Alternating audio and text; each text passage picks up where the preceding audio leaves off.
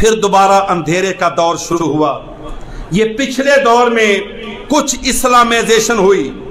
اللہ کے نبی کی بات ہونا شروع ہو گئی، ایاک نعبد و ایاک نستعین کا ترانہ ساری قوم کو یاد کروایا گیا، سیرت النبی کی باتیں ہوئیں اور یکساں نظام تعلیم کی باتیں ہوئیں، پھر دوبارہ اسلامیات کو، پھر دوبارہ دینیات کو اسلام کی کتابوں میں شامل کیا گیا۔ تھوڑا قرارداد مقاصد کے اندر وائبریشن لائی گئی، قرارداد مقاصد کو ہلایا گیا، ریاست مدینہ کا تصور انٹوس کا کروایا گیا کہ ہم مدینے کی ریاست کریں گے چاہے جتنا بھی عمل درآمد ہوا۔ لیکن مجھے طارق جمیل صاحب کی وہ بات بڑی اچھی لگتی ہے، کہتے ہیں تم میرے اوپر تنقید نہ کرو کہ میں اس کی بات کر رہا ہوں، میں اس کے لیے دعا کر رہا ہوں۔ کہتا ہے میں اس لیے دعا کر رہا ہوں کہ پاکستان کی 75 سالہ تاریخ میں کبھی کسی مدینے گئے تو بہت ہیں، مدینے گئے سب ہیں، لیکن مدینے کی بات کسی نے نہیں کی، مدینے والے کی بات کسی نے نہیں کی۔ کہتا ہے آخر چلو جتنا بھی عمل، بات تو ہوئی، چیپٹر تو کھلو، کتاب جو خالی تھی، صفحہ جو سفید تھا، جو ہر طرف اندھیرا تھا،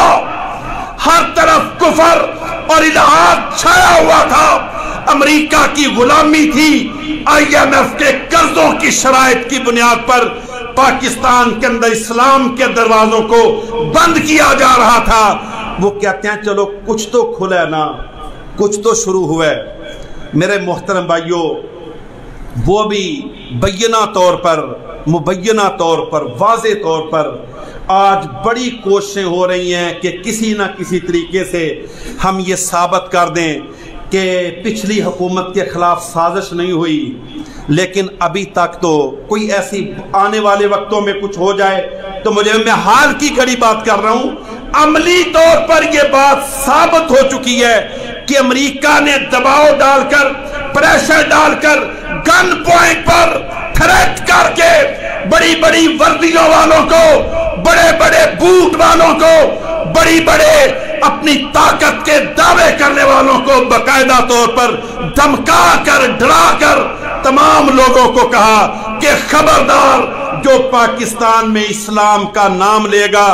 ہمیں ہمارے خلاف، ہمارے مقاصد کے راستے میں رکاوٹ بنے گا، چاہے کوئی فوجی جرنیل بن کے بنے یا کوئی سول حکمران بن کے بنے،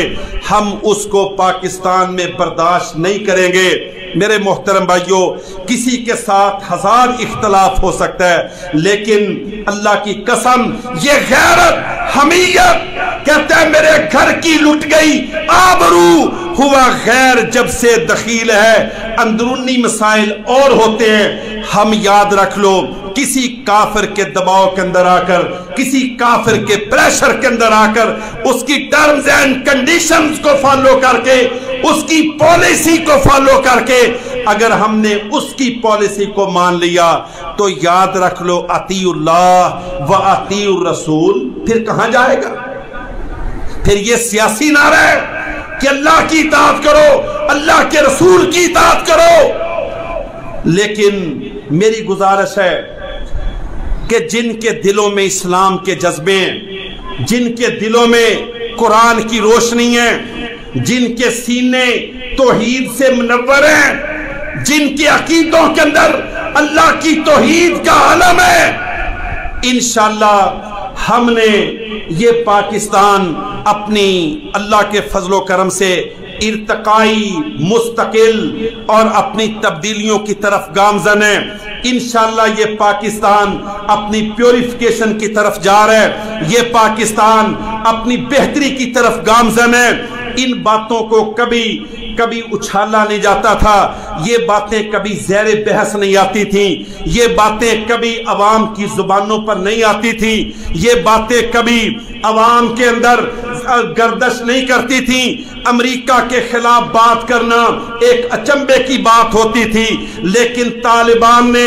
جب افغانستان کے اندر اپنی چھوٹی چھوٹی بندوقوں سے امریکہ کے B-52 طیاروں کا شکار کیا، امریکہ کے ڈرونوں کو گرایا، کابل کے اندر، کندھار کے اندر اور بصرہ، بغداد کے اندر، شام کے اندر، لیبیا کے اندر، جب امریکہ کی طاقت کو دفن کیا گیا تو آج یہ اس کی برکتوں کا نتیجہ ہے. آج یہ بدلے ہوئے افغانستان کے مثبت اثرات پاکستان کے اندر منتقل ہو رہے ہیں. یہ باتیں عمران خان کی وجہ سے نہیں، اللہ کی قسم عمران خان بھی یہ ملا عمر کے بیٹوں کی کامیابیوں کی بنیاد پر آج وہ یہ باتیں کر رہے ہیں. آج یہ باتیں پاکستان میں چل نکلی ہیں کہ امریکہ اب گر چکا ہے، اس کا اثر ختم ہو چکا ہے، اس کی طاقت مٹ چکی ہے، دنیا ملٹی پول ہو چکی ہے، اب یونی پول ورلڈ کا بت دنیا سے ٹوٹ چکا ہے.